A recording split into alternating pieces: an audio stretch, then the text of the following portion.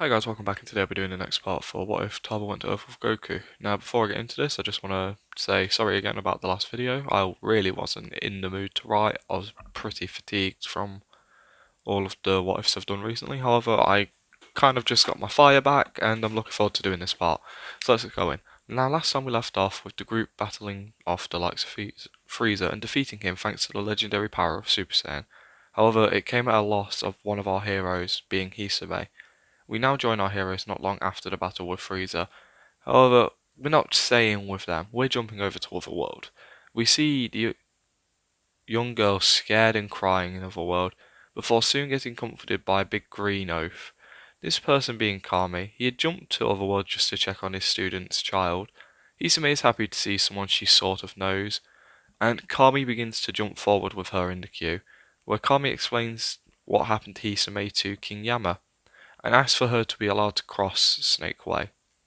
With the girl being allowed to do this, Kami and Hisame begin to walk the path, with Kami explaining how she's going to go train under the person her uncle trained under a few months ago. With Hisame a little bit excited, she picks up Kami and begins to run down the road, with Kami a bit embarrassed by this, but just gets on with it. It doesn't take the young girl long to cross the path, keep in mind she is much faster than Goku was at this point, and she arrives at King Kai's place after a short run. Once arriving at King Kai's place, she jumps up to the planet with Kami. She then proceeds to get introduced to King Kai, with King Kai and Hisame already knowing a little bit about one another, thanks to Goku. And once the interactions and they've had a short getting to know each other, Kami explains how he'll be heading back to Earth, and once she can be revived, he will come and pick her up. With Hisame understanding, she nods her head. The girl has clearly got a lot more comfortable and is getting ready to train under King Kai, with her screaming out before Kami leaves that she will be overtaking her cousin Gohan. And once this was done, she begins to train much like Goku did a few months ago. Now on Earth, we see how the death of Hisame has affected the whole Sun family. With this being a day after the battle with Frieza, the Sun family have not left each other's side since the battle. Keep in mind, this is only the third time that someone has died in this, and this time it was a young girl, who happened to be the daughter of our main group. So it's pretty sour to be there. Suno is being comforted by the likes of Chi-Chi, Gohan and Goku, while Emma has been weirdly quiet since he had come home. After he had raged out and cried, he's just gone utterly silent. Goku can see that something's wrong with his brother, and after a day of him being quiet, he finally drags him outside. Having never seen Emma like this, Goku's keen to get to the bottom of this. Enma tells his brother to stop, and Goku just keeps pulling him outside. Eventually, Goku gets outside and chucks Enma right near the lake. Goku then shouts out to stop this attack. He jumps up to Kaioken times 10 and rushes straight towards his brother. Enma, not being ready, is hit by this attack, which sends him flying across the river. And when Enma gets back up, he grabs the bruise on his face where he had been hit. With him looking over to his brother Goku, who is holding a serious face. Enma shouts out how he doesn't want to do this right now. This isn't a time to fight. This isn't the time to train. He just wants to be left alone. However, Goku doesn't listen to this before disappearing and reappearing right in front of his brother once again, with him landing another blow, sending his brother flying away once again. Enma this time is getting visibly pissed off. He shouts out for his brother to stop before Goku shouts back that if you're annoyed or you're upset, show it. All you've done is been quiet. You've hardly shown any sadness at all, any anger. So what's going on with you? And at this point, the rest of the Sun family have wandered outside after hearing the battle begin. And at first, Chi-Chi wants to stop her husband. However, Gohan explains how he thinks his father might be doing something. So just watch. Goku goes on to shout how he hasn't shown any signs of emotion since yesterday. He cried for a little bit, he was angry, which achieved that incredible power, and now you're moping around on your own. Comfort your wife. Aren't you supposed to be the better person at emoting than me? With Emma having been quiet the whole time, he finally snaps back. I don't have the right to try and comfort her. I broke my promise. I tried to keep our child safe, and I couldn't. And the moment I got home, all I could think about is how I didn't do what you did. You died defending both kids. I couldn't even defend one. I'm so pathetic it's unreal. But of course, my daughter is gone, and I awaken this incredible power to destroy that tyrant, that monster, Frieza, by some bullshit legend, which, if I had before, I could have used to defend her. I could have used to save everyone. But here I am, unable to look at my own bloody wife, trying to think of any way to bring back my daughter faster. And now here I am, fighting with my brother, who's pointing out what I've been doing. God damn, I'm so pathetic. With Goku having gotten his brother to talk finally, he walks over and hugs him, saying how it isn't his fault.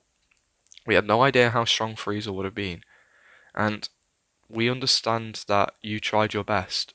And if anyone understands this the most, it's Suno.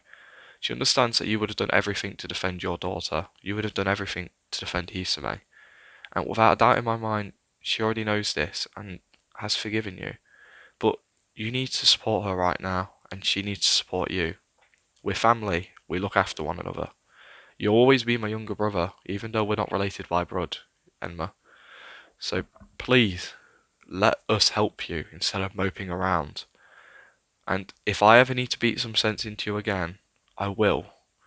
With the brothers ending this argument on a high note by hugging it out, Enma heads over to his wife apologising about what happened, and is immediately scolded by pretty much everyone, but Suno scolds him the most, saying how she already knows he tried his best, and for now he just needs to help out. They just need each other right now. The pair hug, with life slowly turned back to normal around the Sun House. You see, after Kami explained what had happened with Hisame in Otherworld, the likes of Suno and Emma stopped worrying as much. They still are sad and miss her a lot, but it's only a few months they've got to wait before they can bring her back. With everything settled down a little bit, Emma does turn his attention towards learning more about the Super Saiyan form. The only person who can really teach them anything is Vegeta, so himself and Goku head over to learn as much as possible. The three full-blooded Saiyans are a bit awkward. Keep in mind, Enma probably doesn't hold Vegeta too highly. He is responsible indirectly for the death of Goku, and also is practically responsible for Hisame's death. He asks Vegeta as much as possible about the Super Saiyan form, trying to learn anything he can about the legend.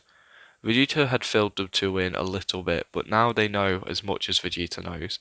And with this done, the two Earth race Saiyans begin to train to try and get an understanding of the Super Saiyan form. With Gohan also joining in with the training after hearing how Hisame is trying to overtake him. And the three train together, but after a few months, the day comes where they can finally revive Hisame. And before I do this, I do want to cover some things, just some minor things. The first thing is that Vegeta had obviously moved into Capsule Corp and much like normal is training to achieve Super Saiyan, with him and Bulma sort of having that same thing going on, and Bulma having made Vegeta a gravity chamber. Now he is still far off achieving the Super Saiyan form, but he's getting there. Next I want to talk about Krillin and Tien, who are rivals in this timeline, and this leads to them training a lot with one another, leading to Tien spending a lot of time around Kame House, which leads to Tien having a few encounters with Launch, who, after hearing Tien is at Kame House a lot, started spending a lot more time there. And after a while, it's clear that Tien and Launch both have sort of a thing for one another. And on Tien's side, Krillin is the main factor. Krillin has been pushing his friend to take her on a date for ages. But at the moment, Tien is very hesitant. He's very keen on just concentrating on his martial arts. But he does have some feelings towards her. Now, finally, I want to talk about Kami, who in this timeline has felt truly useless. After all, he doesn't have Piccolo here to make him feel like he's helping out in some way, and he's been feeling useless for the last few years. With the death of his student's daughter being the final straw, Kami now begins to train himself, wanting to at least make the Dragon Balls a lot stronger, using anything he can to grow stronger, with him even using the time chamber in short bursts to grow a bit stronger as well, with him managing to be as strong as Vegeta when he came to Earth, around 18,000. Now, after 8 months of waiting, Kami notifies the group that Hisame can be revived. And once this is done, the entire Sun family come up to the lookout, with Suno and Chi-Chi also coming. With the Dragon Balls having been gathered by Kami for them, they all get ready to make a wish. With Kami summoning Shenron, they get ready to make the wish.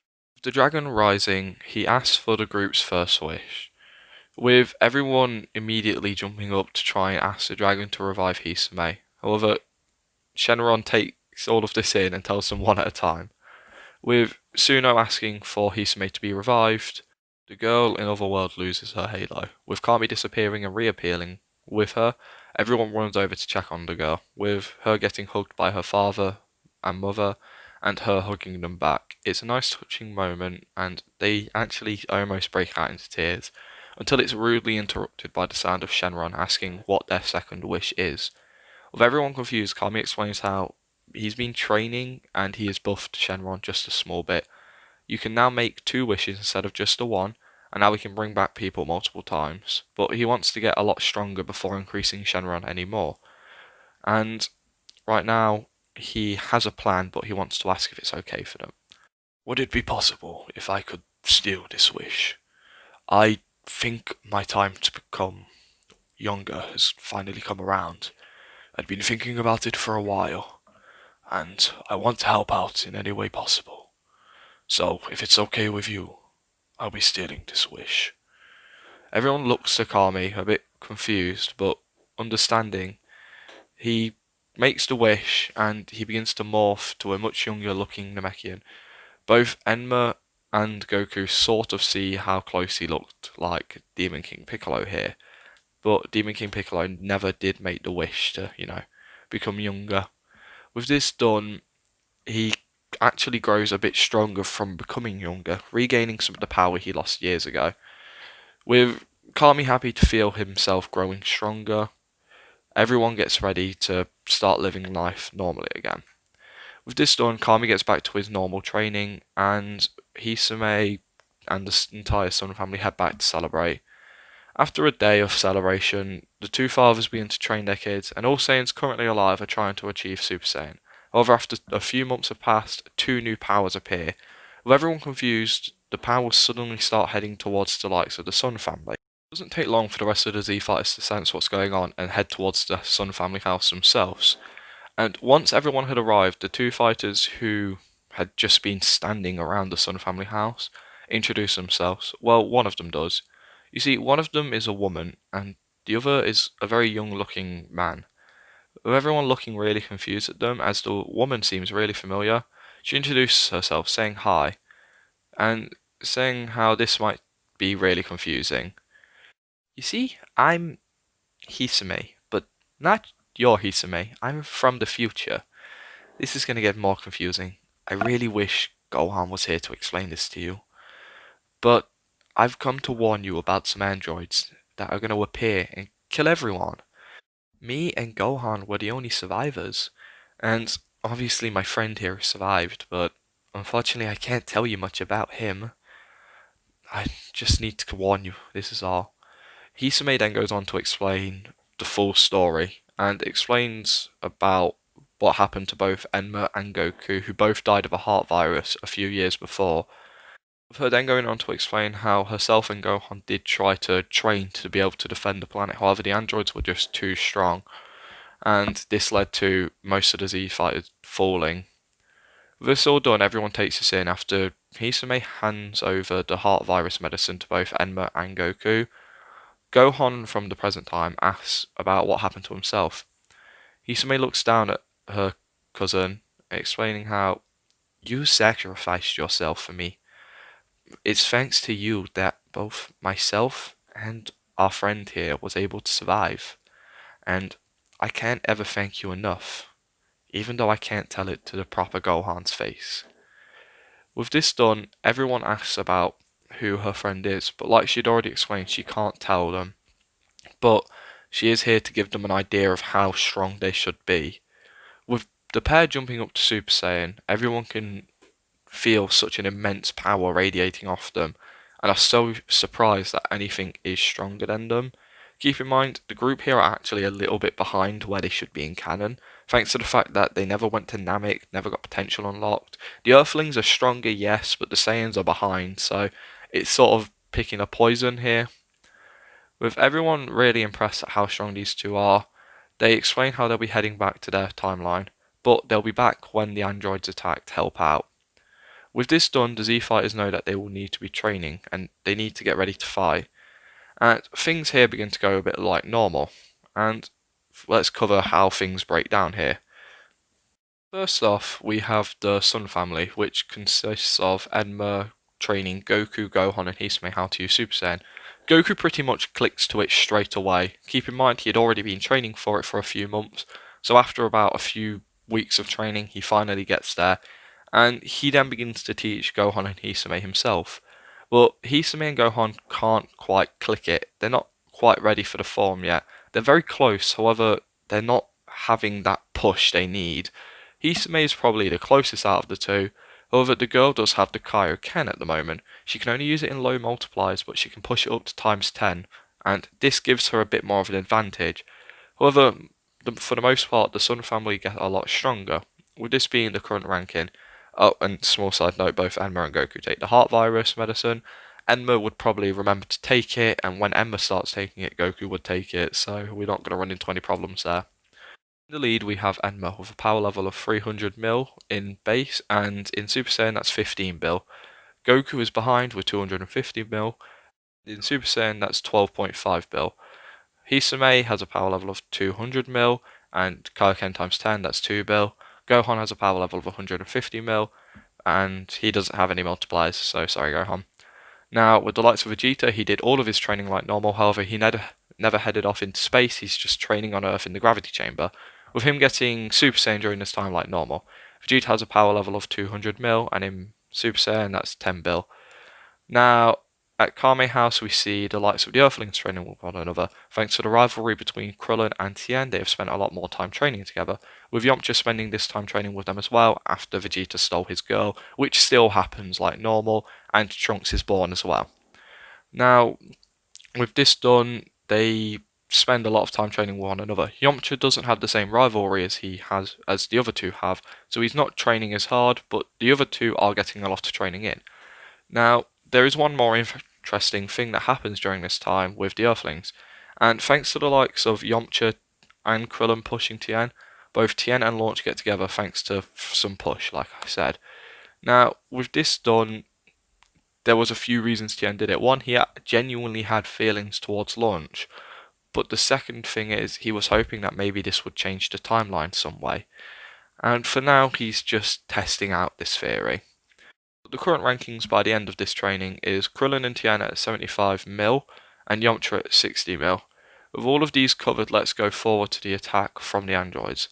Now, the first small change here is the group never met Yajirobe all those years ago, so he doesn't bring senzu beans. It's more than likely one of the Earthlings had made the trip before to go grab them, with there being another difference which is a bit more important. When the androids attack, it's not just the small side of the city that is blown up, they wipe out the entire city. There is a reason behind this.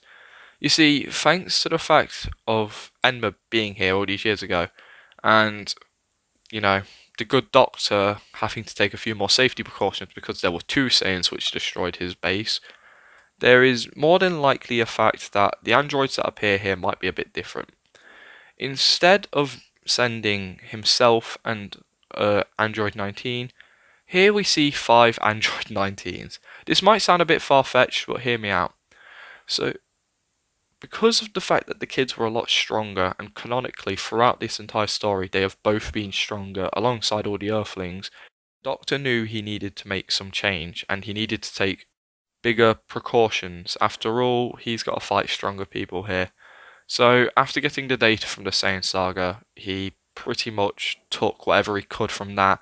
Keep in mind, everyone there went Great Ape, so he picked up some high numbers as well. And over this time, he had worked on making 5 Android 19s. However, the change here, he never turned himself into an android. He still made the likes of 18 and 17, plus 16 and Cell.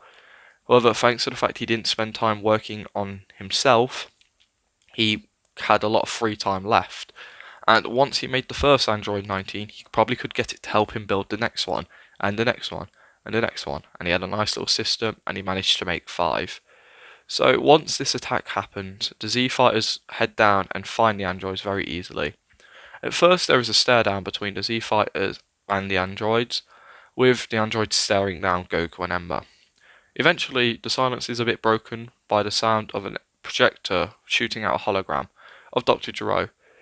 Here is still human, much like I said, with him saying how he has spent such a long time preparing for this, and he's so happy that both Goku and Emma can pay for what they did all those years ago to the Red Ribbon Army. With Goku and Emma remembering doing this, they explain how they were evil and trying to do bad things. They wouldn't change anything they did. Dr. Gero laughs, saying how he will make them pay for this, as he sends 5 androids straight towards the group. With Goku and Emma jumping up to Super Saiyan and beginning to clash, it's clear that Goku and Emma are actually outmatched by these robots, and eventually the two brothers are being outpowered very quick. Seeing this, the Z fighters jump up and try and help as well, with them splitting the robots into 5. With the likes of Gohan taking his own, Hisame takes his own, and all the Earthlings work together to fight one android, while Goku and Emma fight their own as well. Now, the Earthlings are very much out of their league, and so are Gohan and Hisame to some degree. However, they're just trying to buy time for Goku and Emma to, eventually win and start thinning them down slowly. But this is where things get a bit weird. You see, Emma is actually winning against his android, only by a small margin. I've put these androids at about 12 bill, so they are actually about the same strength as Goku and a bit weaker than Emma. Emma has the advantage here, however, over with Goku, he's fighting complete and utterly evenly with his android, and there isn't too much struggle with them, but the likes of Hisame, Gohan, and the Earthlings are having a hard time. The only reason the Earthlings are managing to keep up is thanks to the fact there is 3 of them and they can just mess around with it, using as many tricks as possible. Eventually, the group do find out about the android's absorption ability, and they know they need to avoid using Ki Blasts. With the group realizing that the androids are actually going to win, as soon enough the Earthlings might die or one of the hybrids might die, they are trying to come up with a way to get out of this situation. However, suddenly a new power flies in at a fast rate and does catch everyone's attention. This is the power of Super Vegeta. He hits one of the androids, which was the one Hisame was fighting. With Vegeta knocking the android away, he looks towards his niece and she quickly scatters off. They then realise that with Vegeta here they still have a chance, but Vegeta here is actually still a bit weaker than these androids. Vegeta looking around, he realises that he is still the weakest full-blooded Saiyan, and is quite annoyed by this. He tells Hisame to head over there and help out her friend Gohan, not even referring to it as her cousin. And this does a small bit to even out the fight, and it makes Vegeta look a little bit nicer as well. And this helps out even the battle as well. Now, no one is winning the battle just yet, however it does start to turn in everyone's favour once Emma destroys his android by punching a massive hole straight through its gut. With the robot then crumbling to the floor, he turns around to see the likes of Tien being held in the air by his throat by one of the androids. He quickly shoots an energy blast straight towards the likes of that android, who is draining Tien's energy. With this leading to the android releasing Tien, he's quickly knocked away, with android actually letting its guard down, trying to figure out who hit it. He's quickly hit by Hisame, who's jumped up to her Kaioken times 10, and rips the arm off the android. She had been trying to jump between helping both the Earthlings and her cousin, and right now she saw this was a good opening. With the arm ripped off the android, she turns towards her friend, throwing it away. However, the android uses its one good arm to hold the girl by her throat, much like she did to Tien. With it beginning to take some of her energy, the likes of Gohan, who can see this, he's been backed into a corner by his android, and now is trying to find a way out of it. But right now he can see his cousin is in trouble, and he has visions of back to what happened with Frieza and how powerless he was. The young boy lets out a scream like never before, with his power having a massive spike, with his energy jumping up. First he achieves Super Saiyan, but then his power keeps going, it even triples. With the young hybrid flying straight through the robot in front of him, this then building up the momentum for him to fly straight towards the android attacking Hisame. He lands a massive kick on the robot's head, knocking it straight off its shoulders.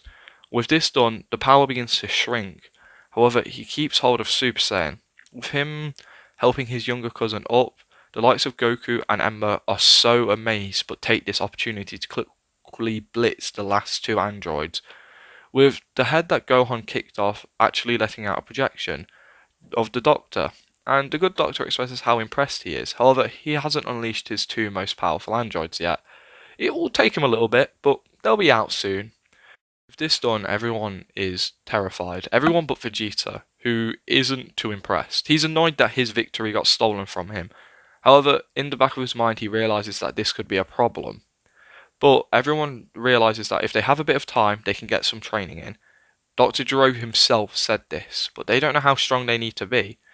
And luckily, their answers are brought to them when the likes of future Hisame and future Trunks, who reveals himself right now, knowing that it would be a good way to help everyone calm down a bit, as, himself has already been born, they realise that these aren't the androids they were warning them about. They can sense that everyone's stronger, but they already know that they aren't strong enough to face the androids from their timeline. And this is a good milestone. These two know how strong they need to be, so they need to train with these two to figure out what they need to do. Vegeta at this point is actually a bit shocked by the fact that his son is right there, and much like Canon, he doesn't think too much of it, but there's a small part of him which is a little impressed. But for now, they need to get ready to defeat these two. Over with Dr. Gero, he heads over to the two capsules saying 17 and 18. He starts working away, trying to figure out a way for them to follow his orders a bit better. And this is where I'm ending this part. I hope everyone liked this bit, and I'm actually quite happy with how this came out. Just a small disclaimer, when Gohan's power tripled earlier, it wasn't him going Super Saiyan 2, it was just a rage. I was worried if, that wouldn't come across, and there'll probably be a small box saying that somewhere.